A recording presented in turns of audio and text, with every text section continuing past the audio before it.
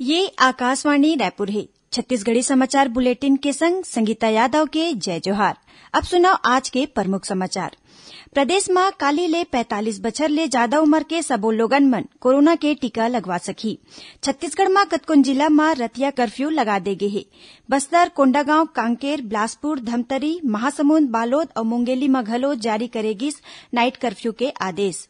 और प्रदेश के सबो जिला कलेक्टर मन ला चिट्ठी जारी करके लू ले बचाव और जरूरी प्रबंधन के कार्यवाही करे के निर्देश दे गे हे।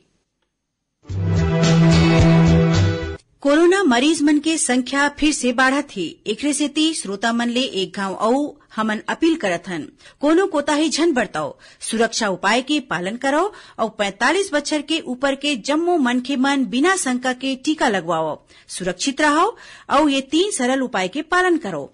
मास्क पहनो, 2 गज दूरी है जरूरी, सुरक्षित दूरी बनाए रखो, हाथ और मुंह ला साफ रखो। अब समाचार विस्तार ले।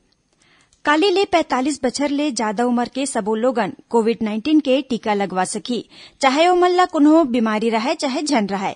1 जनवरी 1977 ले पहली जन में सबो मनखे टीका लगवाए के पात्र है। 45 साल या उखर ले ज्यादा उम्र के सबो लोगन टीकाकरण के बुकिंग बर कोविन पोर्टल के माध्यम ले ऑनलाइन पंजीयन करा सकथे। एकर अलावा टीकाकरण केंद्र में घलो पंजीयन के सुविधा होही।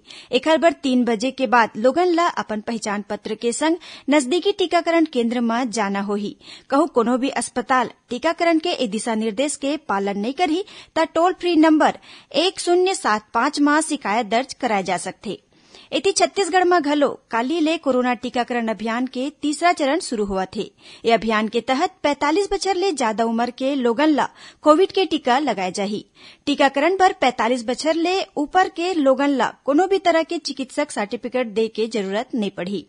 ए चरण में राज्य में 45 बछर ले ज्यादा उम्र के 58,66,000 ले ज्यादा लोगन ला कोरोना के टीका लगाए जाही। उन्हें रायपुर जिला के 58 सरकारी अस्पताल और केंद्र मन में कोरोना जांच और निःशुल्क वैक्सीन लगाए के व्यवस्था करेगे है। उन्हें 57 निजी अस्पताल में घलो कोरोना टीकाकरण के काम करे जाही। इस संबंध में और अधिक जानकारी बर निःशुल्क हेल्पलाइन नंबर 104 में संपर्क करे जा सकथे। इही बीच प्रदेश के स्वास्थ्य मंत्री टीएस सिंहदेव काली ले शुरू होवत कोरोना टीका अभियान के तीसरा चरण के संबंध में कहिन की हरेक दिन 2 लाख लोगन मन के टीकाकरण के लक्ष्य राखे गे हे। उमन बतेन की पाछू 27 मार्च के 1,14,000 ले ज्यादा लोगन ला कोरोना के टीका लगाए गिस। इति यूनिसेफ के स्वास्थ्य विशेषज्ञ डॉक्टर श्रीधर कहिन की कोरोना के बाढ़त संक्रमण ला देखत 45 बछर ले ज्यादा के उम्र के सबो लोगन ला कोविड के टीका जरूर लगवाना चाहिए। ओमन कहिन की टीकाकरण के बाद कहूं कोरोना संक्रमण होही त स्थिति उतना गंभीर नहीं होही। ओमन कहिन की टीका लगवाए के बाद घलो कोविड ले बचाव बर सबो दिशा निर्देश के पालन करना जरूरी है। दूसरा डहार विधानसभा में नेता प्रतिपक्ष धर्मलाल कौशिक प्रदेशवासी मल्ला ले केंद्र सरकार डहार ले जारी कोरोना ले बचाव संबंधी दिशा निर्देश के पालन करे के अपील करे है। इति छत्तीसगढ़ में विश्व स्वास्थ्य संगठन के डॉक्टर प्रणीत कुमार फटाले बतैन की कोरोना वायरस के बगरे ले एकर नवा रूप सामने आ सकत है, जेकर ले बचाव टीकाकरण के माध्यम ले संभव है।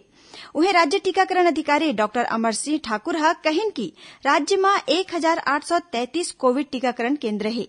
एमा ले 6,698 सरकारी और 35 निजी अस्पताल शामिल है। ओमन कहिन की राज्य में कोविड-19 के टीका के कोनो कमी नहीं है। एकर सेती लोगन ला घबराए के जरूरत नहीं है। प्रदेश में कोरोना संक्रमण के मामला में लगातार बढ़ोतरी होवत है।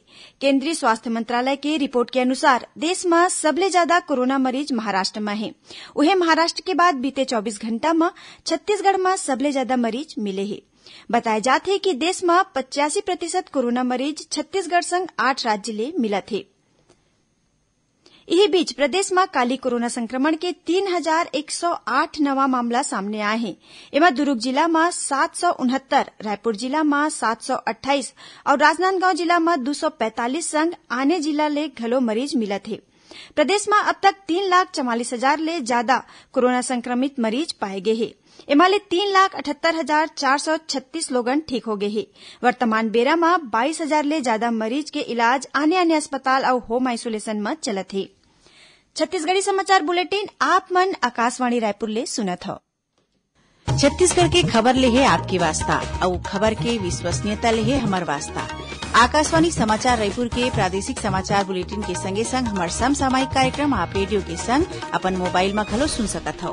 आकाशवाणी समाचार फेसबुक, ट्विटर और यूट्यूब में घलो हावय।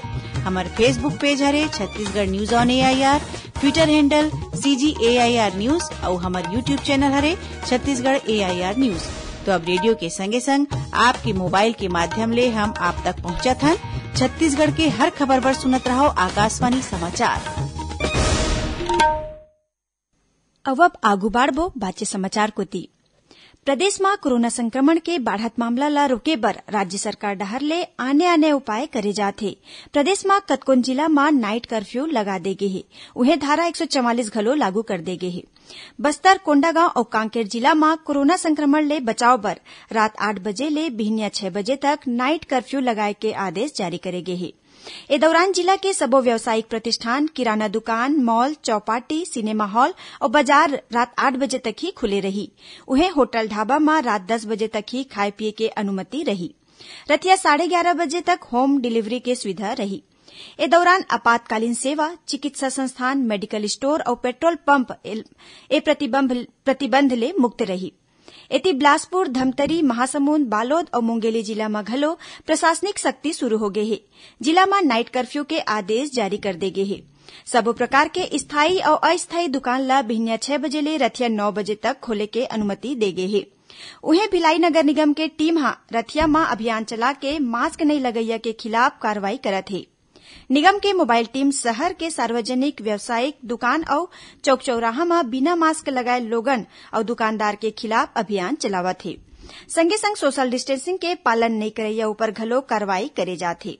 ए दौरान टीम करीबन 445 लोगन के खिलाफ कार्रवाई कर 39,500 रुपया के जुर्माना लगइस।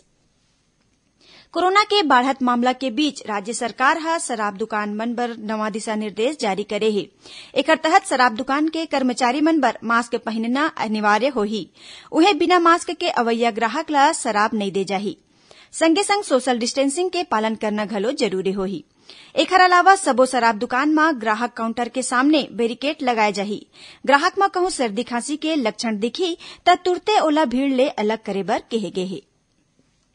राजस्व और आपदा प्रबंधन विभाग के सचिव और राहत आयुक्त रीता सांडल्य राज्य के सबो जिला कलेक्टर मन ला पत्र जारी करके लू ले बचाव और जरूरी प्रबंधन के कार्रवाई करे के निर्देश दे हे।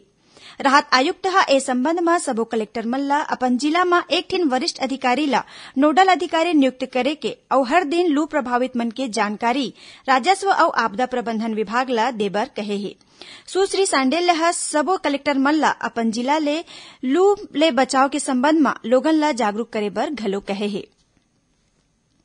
प्रदेश में समर्थन मूल्य में धान खरीदे गे 92 लाख मीट्रिक टन धान में ले अब तक 67,73,000 मीट्रिक टन ले ज्यादा धान के उठाव हो चुके हैं। राज्य के 2,352 मिलर मंडहार ले धान के उपार्जन केंद्र ले 48,46,000 मीट्रिक टन ले ज्यादा धान के उठाव करे गए हैं। उन्हें राज्य सहकारी विपणन संघ के अनुसार 29 मार्च तक 49,31,000 मीट्रिक टन ले ज्यादा धान के उठाव के आदेश जारी करे जा चुके हैं। आखिर प्रमुख समाचार एक घाव फेर। प्रदेश में काली ले 45 बछर ले ज्यादा उम्र के सबो लोगन मन कोरोना के टीका लगवा सकी। छत्तीसगढ़ में कतकोन जिला में रतिया कर्फ्यू लगा दे गे हे। बस्तर, कोंडागांव, कांकेर, बिलासपुर, धमतरी, महासमुंद, बालोद और मुंगेली में घलो जारी करे गिस नाइट कर्फ्यू के आदेश। और प्रदेश के सबो जिला कलेक्टर मन ला चिट्ठी जारी करके लू ले बचाव और जरूरी प्रबंधन के कार्रवाई करे के निर्देश दे गे हे। एकरे संग छत्तीसगढ़ी समाचार बुलेटिन इहे सिरावत है। जय जोहार।